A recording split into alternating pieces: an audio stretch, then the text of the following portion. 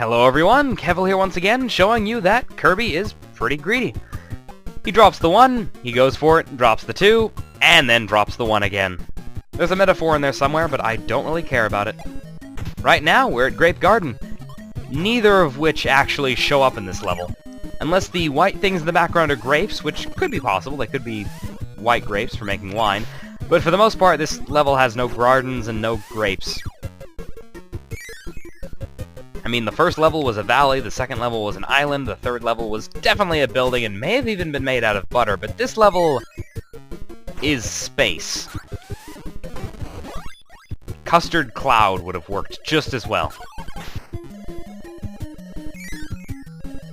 Aurora Borealis, quite pretty.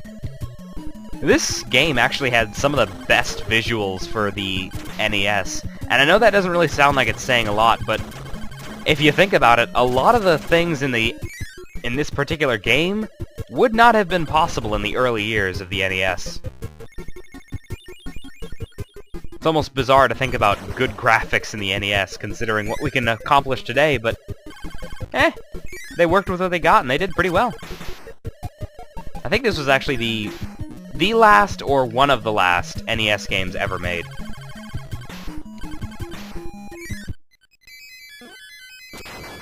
And a 4. Not too great.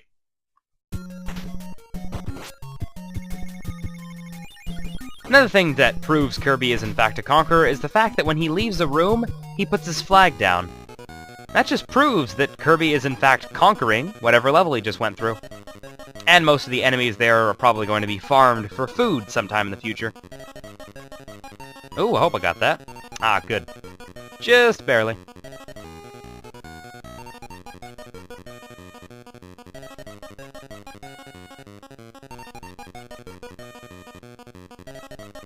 Interesting how there are tons of little Kirby dolls, but only 2 of them actually matter. Oh, that didn't work too well. Oh well. 2 up isn't bad. And then, of course, as usual at the end of every minigame, they bar the doors so that we cannot get back in. They must just not like Kirby.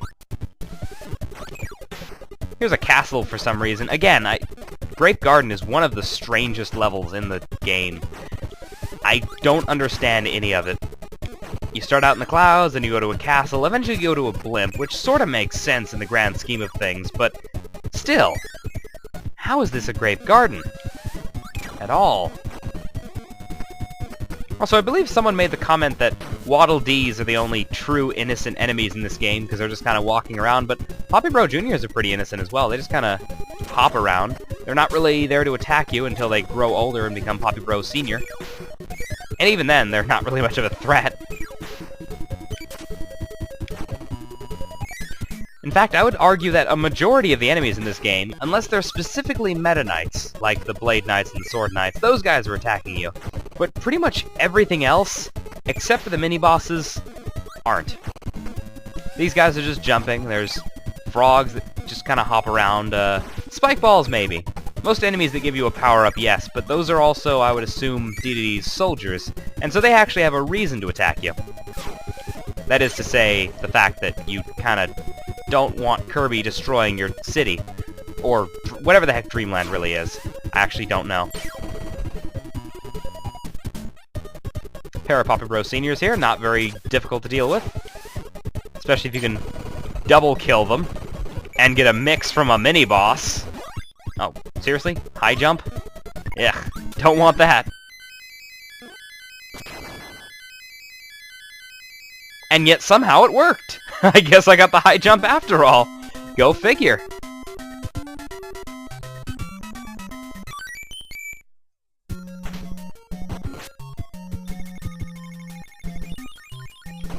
Quick draw up there.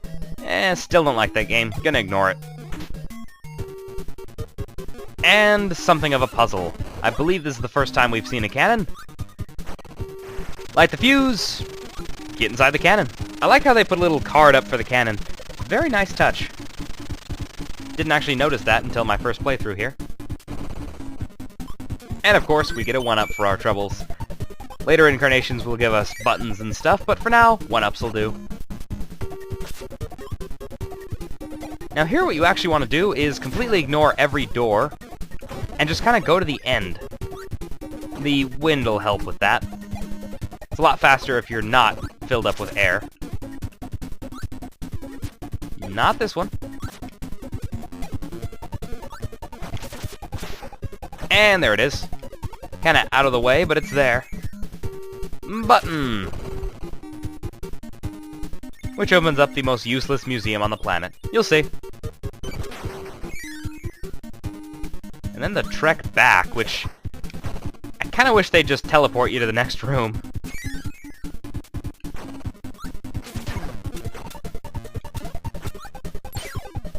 Whoa, that was not very well timed. You'd think these propellers would kill me, but they're not. And I seem to be hitting everything today. Jeez. Okay, Warp Star, that'll help. And naturally, Kirby's trying to fight the current. That's not even the way you're supposed to be going, buddy. Of course, it doesn't stop Kirby from crashing backwards.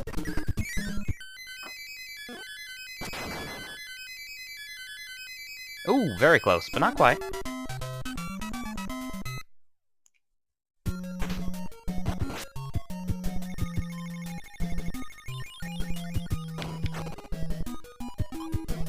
And Museum, where we find Sleep and Ball.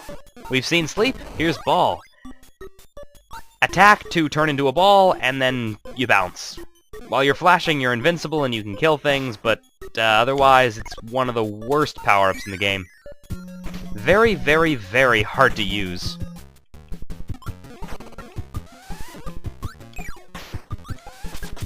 Whoa, that didn't work out too well.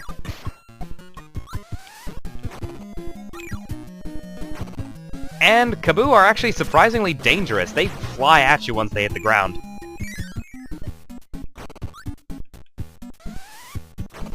Let's just move past all these tweeters and Scarfy. And a snail in a tree for some reason.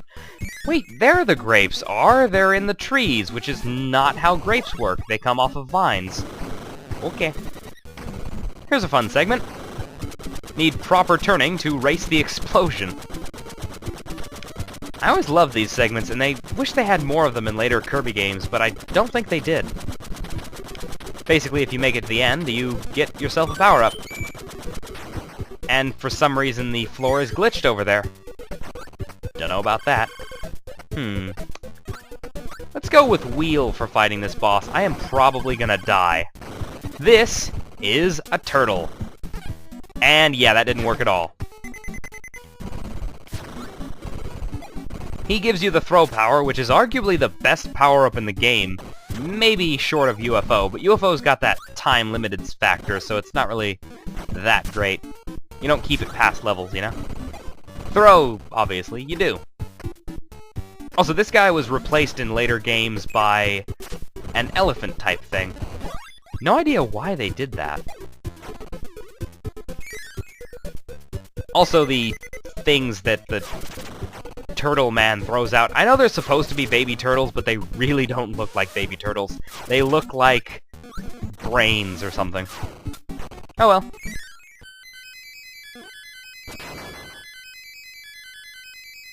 Hey, a 2, not bad.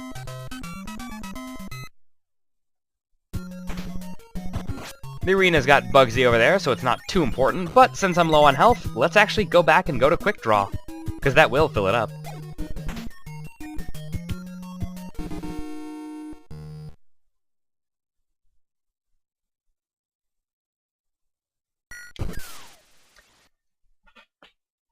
I still have no idea what the third Quick Draw opponent is. I mean, obviously the first one's Waddle Doo, the second one is Starman. But what the heck is this thing? He looks like a train engineer. Is it supposed to be a Blade Knight? I know Blade Knights show up in the Superstar version of this game. 11. Wonder if I can beat DDD. Nope. You need to get 11 to fight that guy. Close, but not quite. Still got a 1-up and free health, so that's pretty much a 1-up on its own. Alright then. On to level 5. Where Meta Knight gives us a lollipop. Really have no idea what his motivation is. I mean, he's siding with DDD, he's got one of the pieces of the Dream World, the Star Rod. But then he helps us. And then he tries to kill us. No sense was made. Let's see if I can get that little power-up down there without killing myself.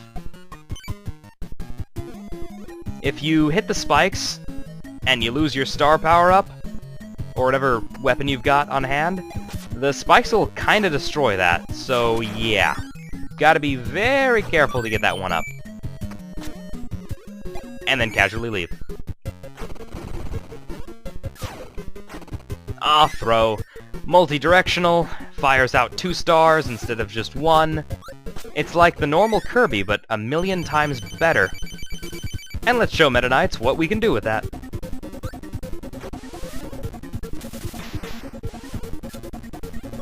You can also hold it if you want to do that, but there's no real purpose in doing so. And there they all go. Not a problem. Later games made them a bit stronger in the sense that they could actually survive being swallowed for long enough, but not this one. Then again, if they're getting hit by double stars, it doesn't really matter anyway.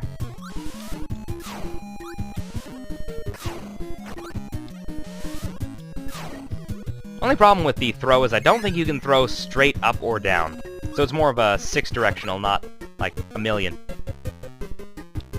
And who the hell let Gordos into Dreamland? Honestly. DDD's a nice, kind of malevolent, but mostly good king. And he lets Gordos into this place. These things are the worst things. Okay, come on. Gently. Gently. There we go. Free of that hell. And another decent round. 3. Hey look folks! Actual continuity! Level 5 leads to level 6. Pretty much every other level is a smorgasbord of not doing that. You go from clouds to castle to blimp to things that make sense. Also, forget everything I said about certain enemies not being dangerous, or at least not actively trying to kill you. There are a couple. The frogs, at least, seem to. Every enemy with a power obviously does, I already mentioned that. And Scarfies, which don't have a power, but are really annoying. Although in Superstar, copying them will give you the, what's it called? Crash bombs, which makes sense, because they explode.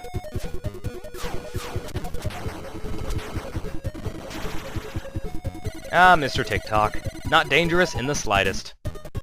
Which is kind of odd for an alarm clock. He should be the end boss. Not going to be needing that. I want to keep on my throw. And normally you'd want a power-up for this, but since I know where it is, door! And button. All it opens up is the Warp Star area.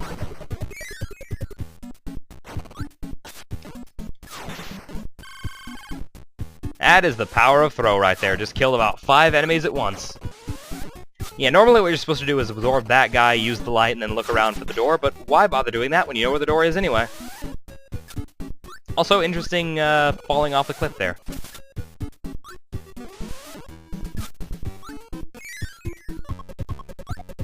And we're back up here for some reason. With Kevvl, another enemy that actually actively tries to hurt you. Unfortunately, my bout with throw does in fact end here. If I want that one up, I gotta get the stone. Go for the top one first, and then go for the bottom one. Otherwise, well, this won't happen. And now I've got stone, which is a nice power-up, but it sort of sucks. Oh well. Not like I'm gonna be keeping it. Power up. And we're gonna be on to the boss soon. And what a wonderful display just before the boss fight. And the boss of level 4 is a cloud, as one might expect. This is Kracko Jr., soon to be actual Kracko. He's one of the most common bosses in the series. He shows up in this game, he shows up in the original game, he shows up in Dreamland, pretty much everything except for Kirby 64, so not quite as common as Wispy Woods, but he's up there. He also always has two forms. Junior form, which you don't actually fight except in Kirby's Dreamland, and his second form, which we'll be fighting very shortly. Assuming I can get up there. There we go. Full-blown adult Kracko. He's a cloud who shoots lightning. What Kracko actually launches is different in each game. He shoots Waddle Dees in the first incarnation. He shoots Waddle Doos in Kirby Superstar. And in this one, he fires off Starmen. I think he also fires off Flamers in the Amazing Mirror. No idea why. Come on, give me a power-up, or something. There we go! Not a very difficult boss, as, well, it's a Kirby game, so what can you really expect? But he is pretty fast. Come on. I want to actually hit you. You gotta go down for that.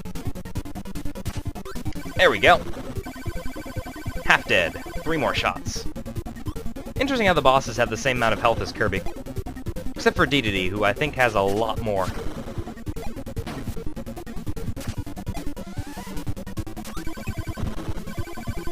If you're not using the high jump power, of course, why wouldn't you be in this situation? Kracko is actually pretty hard to hit. You gotta be at the peak of your jump when firing at him. And he's gotta be down lower than he is currently. Come on. Maybe I can get 2 shots off. Yes! No! What? Huh? That should have killed him. Okay, then. That's odd, but he's giving me another one, so it's okay. Goodbye, Kracko! And let's get that star. Rod. That'll be all for today, so until next time, this is Kevvl, signing off. Ciao.